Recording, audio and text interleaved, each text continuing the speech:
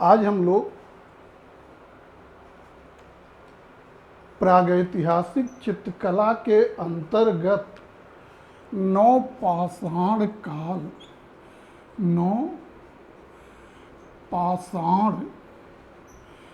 काल neolithic age लगभग 9000 से 3000 वर्ष ईसा पूर्व पर चर्चा करेंगे। 9000 वर्ष से लेकर 3000 वर्ष ईसा पूर्व नवपाषाण काल पर चर्चा करेंगे। आप देखेंगे नवपाषाण काल में भी मानव की जीविका का मुख्य स्रोत आखेट और खाद्य संग्रह ही रहा। और इस तरह से पुरा पाषाण काल, मध्य पाषाण काल, नवपाषाण काल, तीनों चरणों में मतलब पूरे पाषाण काल में मानव की जीविका का मुख्य स्रोत आखेट और खाद्य संग्रह ही रहा। मध्य पाषाण काल में मानव ने पशुपालन आरंभ किया था। नवपाषाण काल में आकर पशुपालन को और विकसित किया तथा नए स्रोत के रूप में मानव ने कृषि को अपनी जीविका में सम्मिलित कर लिया और कृषि प्रौद्योगिकी को अपनाकर मानव अपने विकास में क्रांतिकारी परिवर्तन लाने में सफल रहा। और देखेंगे मानव द्वारा उपजाई गई पहली फसलें थी जौ और गेहूं।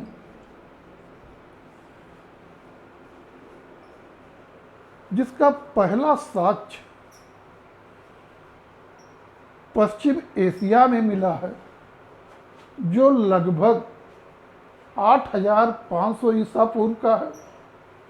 और यही 8500 ईसा पूर्व अर्थात लगभग 9000 वर्ष ईसा पूर्व से नवपाषाण काल का कृषि के प्रारंभ के साथ आरंभ माना जाता है। लेकिन भारतीय उपमहाद्वीप में कृषि का प्राचीनतम साक्ष्य पाकिस्तान के बलूचिस्तान प्रांत में कच्छी मैदान में सोहन नदी घाटी क्षेत्र में स्थित मेहर गढ़ से मिला है। यहाँ का मानव लगभग 7000 वर्ष ईसा पूर्व में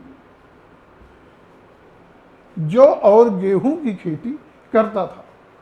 और यही भारतीय उपमहाद्वीप में अर्थात प्राचीन भारत में कृषि उत्पादन का प्राचीनतम साक्ष्य है। और भारत में नवपाषाण काल का आरंभ यहीं से माना जाता है। माने विश्व स्तर पर नवपाषाण काल लगभग 9000 ईसा पूर्व में आरंभ होता है, जबकि भारत में नवपाषाण काल लगभग 7000 ईसा पूर्व में आरंभ होता है। और इस तरह से मानव ने नवपाषाण काल में कृषि आरंभ कर दिया। और देखेंगे कृषि आरंभ करने के साथ जो मानव के जीवन में पहला परिवर्तन आया वह स्थायित्व के रूप में देखा गया। वास्तव में इसके पहले का मानव बिल्कुल बर्बर और यायावर था। दिन भर शिकार के पीछे भागता रहता था और रात होते अगर प्राकृतिक गुफा मिल गई तो बहुत अच्छा, अन्यथा पेड़ पर चढ़कर रात बिता लेता था और फिर सुबह शिकार के पीछे भागना शुरू कर देता था। मध्य पाषाण काल में एक दो पशुओं को पालना शुरू किया, लेकिन यह शुरुआत मात्र थी, उसका जीवन घुमक्कड़ ही रहा। लेकिन जब उसने खेती शुरू कर दिया तो उसकी मजबूरी हुई कि कम से कम एक कृषि सत्र एक स्थान पर रुके, जिसका परिणाम हुआ कि मानव के जीवन में स्थायित्व आ गया और वह एक स्थान पर रहने लगा। आगे देखेंगे कि मानव कृषि आरंभ किया और इस समय कृषक अपवाद मात्र ही थे और जंगली पशु बहुत ज्यादा। इसलिए कृषक की मजबूरी थी कि वो वहीं पर निवास करे जहां वो खेती कर रहा हो। आरंभ में वो किसी घने वृक्ष या झाड़ के नीचे रहना शुरू किया। समय के साथ देखा होगा कि मान लीजिए वृक्ष की कोई डाल सूख गई होगी या टूट गई होगी, तो वहां से वर्षा और धूप आने लगी होगी और इत्तेफाक बस मानव ने घास फूस उठाकर वहां पर फेंक दिया होगा, जिससे वर्षा धूप आना बंद हो गया होगा। अब मानव को एहसास हुआ इस पेड़ के तरह अगर पोल खड़ा करके उस पर घास फूस डाल दिया जाए तो उसके नीचे वर्षा और धूप से बचा जा सकता है। परिणाम, मानव ने झोपड़ी अर्थात घर बनाना शुरू कर दिया। तो इस तरह से मानव ने नवपाषाण काल में घर भी बनाए और सुरक्षा की दृष्टि से जहां एक बसा वहीं आगे दूसरा, तीसरा, चौथा और इस तरह आकर लोग बसने लगे। परिणाम, एक स्थान पर बहुत से घर बन गए और इस तरह से मानव ने नवपाषाण काल में ही गांव बसाए और वो गांव अर्थात वस्ती में निवास करने लगा। इस तरह नवपाषाण काल का मानव कहाँ निवास करता था? बस्ती अर्थात गांव में निवास करता था। आगे ध्यान देंगे, अभी हमने बताया कि इसके पहले का मानव टोटली बर्बर या यायावर था, इसलिए उसमें पशु समाज के नियम चलते थे। बच्चों को पैदा करना, उनका पालन पोषण करना टोटली मादा पर निर्भर करता था। जैसे आप पशुओं में देखते होंगे, नर का इससे कुछ भी लेना देना नहीं था। लेकिन जब मानव एक स्थान पर रहने लगा तो कल्पना करिए, जो भी बच्चा आया उससे जुड़े उसके जो भी माँ बाप रहे होंगे, धीरे धीरे इन तीनों में एक संबंध विकसित होने लगा होगा और फिर तीनों एक ही घर में रहना आरंभ कर दिए होंगे और इस तरह से आगे माँ, बाप और बच्चा और इस तरह से मानव समाज की पहली इकाई अर्थात परिवार का निर्माण भी नवपाषाण काल में हुआ और इस तरह से मानव ने परिवार का निर्माण किया, मतलब मानव का समाजीकरण हो गया। आगे देखेंगे आप, लाज, शर्म, ये सब समाज की बातें हैं। एक काम से इनका कुछ भी लेना देना नहीं है और पहले का मानव बर्बर एकाकी था, इसलिए उसमें लाज शर्म जैसी प्रवृत्ति नहीं थी। वो नंग धिड़ंग ही घूमा करता था। ज्यादा से ज्यादा वर्षा, अत्यधिक धूप, अधिक ठंड, आज से शरीर को बचाने के लिए जानवरों के खाल, वृक्षों के पत्ते या छाल से शरीर को ढक लिया, लेकिन उसने वस्त्र धारण नहीं किया। लेकिन जब उसका समाजीकरण हो गया तो उसमें लाज शर्म जैसी प्रवृत्तियां आ गई और उसे शरीर ढकने की आवश्यकता महसूस हुई। परिणाम, मानव ने वस्त्र निर्माण कला का विकास भी नवपाषाण काल में किया। और देखेंगे खुदाई में भी नवपाषाण काल के स्तर पर पटसन, कपास, सेमल, इन सब के धागे आदि के साक्ष्य भी प्राप्त होते हैं। आगे हम देखेंगे मानव नवपाषाण काल में कृषि आरंभ किया और कृषि उत्पादन इतना कम नहीं होगा कि उत्पादित करने वाला उसे 1-2 दिन में ही खा के खत्म कर दे। और अगर इतना कम उत्पादन होगा तो आदमी खेती करेगा ही नहीं। 6 महीने खेती करे, 1 दिन में खा के चट कर दे, तो इससे अच्छा शिकार ही था। कहने का मतलब जो खेती कर रहा है उसके पास अधिशेष के रूप में कुछ अनाज बचने लगा और अब उसे अनाज रखने के लिए पात्र की आवश्यकता महसूस हुई और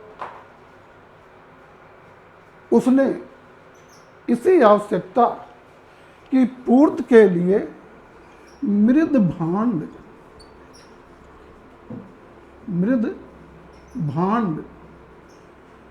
निर्माण आरंभ किया। और इस तरह से मृद भांड निर्माण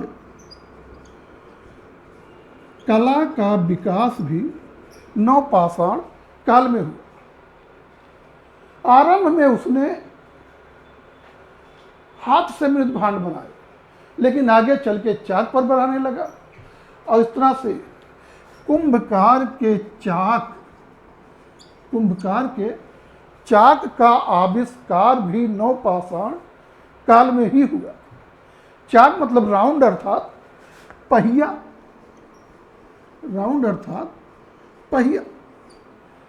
और इस तरह से मानव ने पहिए का आविष्कार भी नवपाषाण काल में किया।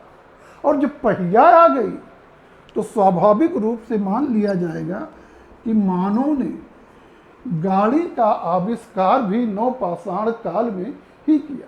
भले वो भैंसा गाड़ी, बैल गाड़ी, मानव गाड़ी जो भी रही हो, लेकिन पहिया आ गए तो गाड़ी का आविष्कार भी मान लिया जाएगा।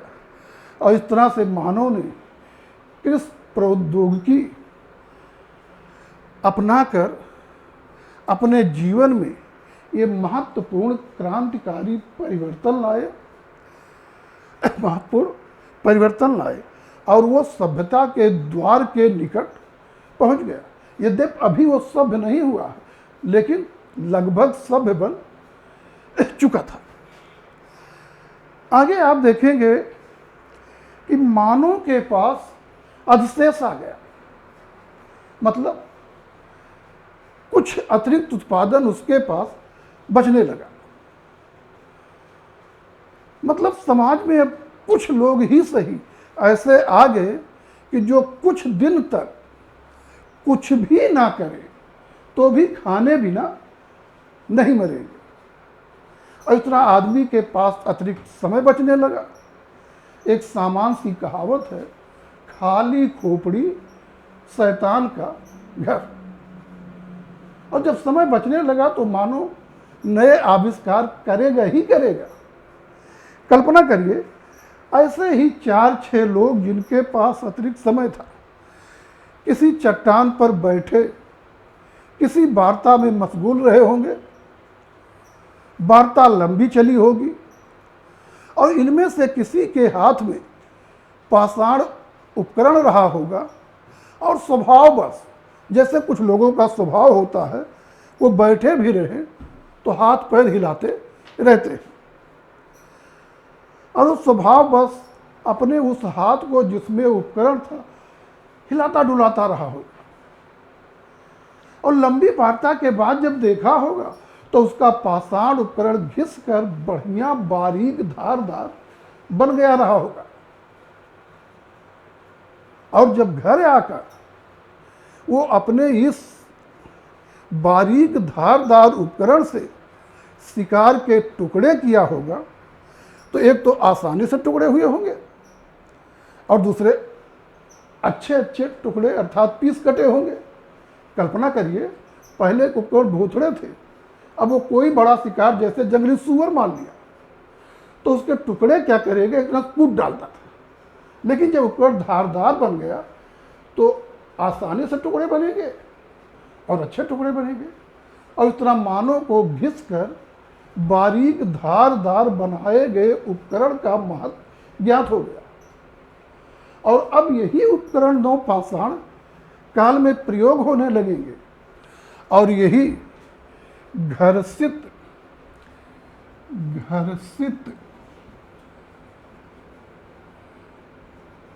पत्थर के औजार, घर्षित पत्थर के औजार नौ पाषाण काल की सबसे प्रमुख विशेषता है। किसी को कोई कंफ्यूजन नहीं होना चाहिए। बहुत से लोगों के मन में विचार आ रहा होगा कि नौ पाषाण काल की सबसे प्रमुख विशेषता कृषि होनी चाहिए, क्योंकि उसी से सारे परिणाम उत्पन्न हुए हैं। लेकिन ऐसा नहीं है। वास्तव में यहाँ कृषक बहुत कम है, बहुत कम है। लेकिन कृषि आरंभ हो चुकी है। वास्तव में किसी की सबसे प्रमुख विशेषता क्या होती है? जैसे मान लीजिए आप और आपका रूम पार्टनर दोनों लोग एक कमरे में रह के लंबे समय तक अध्ययन किए और फिर सर्विस पाने के क्रम में बिछुड़ गए, और अपने रूम पार्टनर के लड़के को आपने कहीं मार्केट में देखा और कहीं मार्केट में देखा सॉरी या अपने रूम पार्टनर को कहीं मार्केट में देखा दूर से ही, और आप उसे देखते ही पहचान गए ये तो फलनवा है। अब उसके शरीर की वो विशेषता जिसे देखते ही आप पहचान गए कि ये तो वही हमारा पुराना मित्र है, वही उसके शरीर की सबसे प्रमुख विशेषता है। इसी तरह जब पुराविद किसी प्राचीन स्थल की खुदाई कराएगा, अगर वहाँ से उपकरण बड़े बड़े भोथड़े से मिले, कह देगा ये पूरा पाषाण कालीन स्थल है। उपकरण थोड़ा छोटे और वो छोटे सुडौल जामती स्वरूप के मिले, कह देगा ये मध्य पाषाणी स्थल है। लेकिन उपकरण आकार में छोटे और घिसकर बारीक धारदार बनाए गए मिले तो कह देगा ये नौ पाषाणी स्थल है। मतलब किसी प्राचीन स्थल की नौ पाषाणिक स्थल के रूप में पहचान का मूल आधार उसके द्वारा या उस समय के मानव द्वारा प्रयोग में लाए गए उसके घर्षित पत्थर के औजार या उपकरण ही हैं। और इस तरह से नौ पाषाण काल की ये सभी विशेषताएं हैं, लेकिन सबसे प्रमुख विशेषता है घर्षित पत्थर के औजार। आप देखेंगे नौ पाषाण काल से संबंधित नर्मदा नदी घाटी से एक पत्थर का गढ़ा हुआ गोल यंत्र मिला है। गोदावरी नदी घाटी से भी इस काल का गढ़ा हुआ पत्थर का उपकरण मिला है।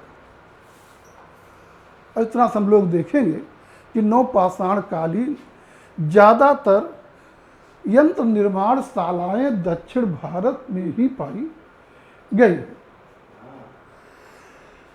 इसी के साथ आप देखेंगे कि जो नौ पाषाणिक मानव है वही पहला मानव है जिसने कलात्मक मृद भांडों का प्रयोग किया, और उसके मृद भांड सामान्यतया काले और लाल रंग के मृद भांड होते थे, जो वास्तव में पकाने के क्रम में लाल पड़ जाते थे और उन पर काले रंग से थोड़ी बहुत चित्रकारी की जाती थी। दूसरे जानेंगे कि नवपाषाण काल से संबंधित बेलन नदी घाटी मिर्जापुर क्षेत्र से हिरौजी पत्थर के टुकड़े और कुछ सिलबट्टे नुमा पत्थर के टुकड़े मिले हैं। हिरौजी मित्रों लाल मुलायम पत्थर होता है और यह माना जाता है कि सिलबट्टे पर हिरौजी को पीसकर आसानी से उपलब्ध पशुओं की चर्बी में ये लोग हिरौजी घोलने का काम करते थे और फिर इसका प्रयोग तरह तरह की आकृतियां आदि बनाने में करते थे। और अपवाद रूप में एक आध साक्ष्य भले पहले कहीं मिले हों, वास्तव में नवपाषाण काल से ही भारत में चित्रकला के नियमित साक्ष्य लगभग 5000 ईसा पूर्व से मिलने लगते हैं। 5000 ईसा पूर्व से मिलने लगते हैं और नवपाषाणिक लोग ही प्रथम चित्रकार माने जाते हैं। और इस तरह से भारतीय चित्रकला की प्राचीनता 5000 ईसा पूर्व अर्थात 7000 वर्ष, 5000 ईसा पूर्व में और 2000 इधर ईसवी सन में मानी जाती है।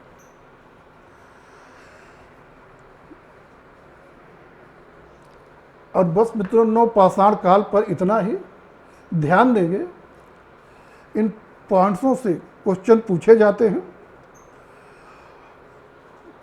हैं।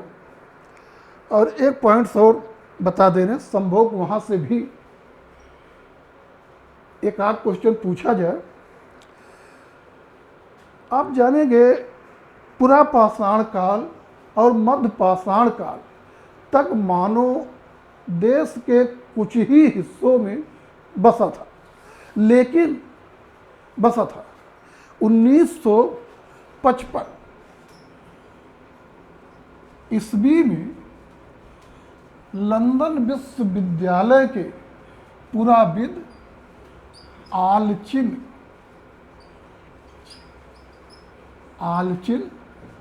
दंपत्ति, वास्तव में पति पत्नी दोनों ही पुराविद थे और साथ में इनको आलचिन दंपत्ति कह दिया जाता है। 1955 में इन दोनों ने कर्नाटक राज्य के रायचूर दोआब में स्थित ऋषिमुख पर्वतमाला पर खुदाई कराई और निष्कर्ष दिया कि पुरापाषाण और मध्यपाषाण काल तक मानव देश के कुछ ही हिस्सों में बसा था, लेकिन नवपाषाण काल में आकर मानव लगभग संपूर्ण भारत में फैल गया और ऐसे सभी स्थान जहाँ पर पहाड़ी ढलान और नदियाँ थीं वहाँ मानव बस गया। और इस तरह से नवपाषाणिक मानव संपूर्ण भारत में फैला हुआ था, लेकिन उसकी गतिविधियों का प्रधान केंद्र कर्नाटक राज्य में स्थित बेल्लारी अथवा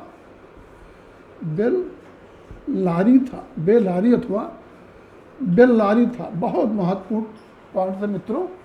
ये अक्सर पूछा जाता है कि नवपाषाणिक मानव की गतिविधियों का प्रधान केंद्र कौन सा स्थान था? कर्नाटक राज्य का बेल्लारी या बेल्लारी। धन्यवाद।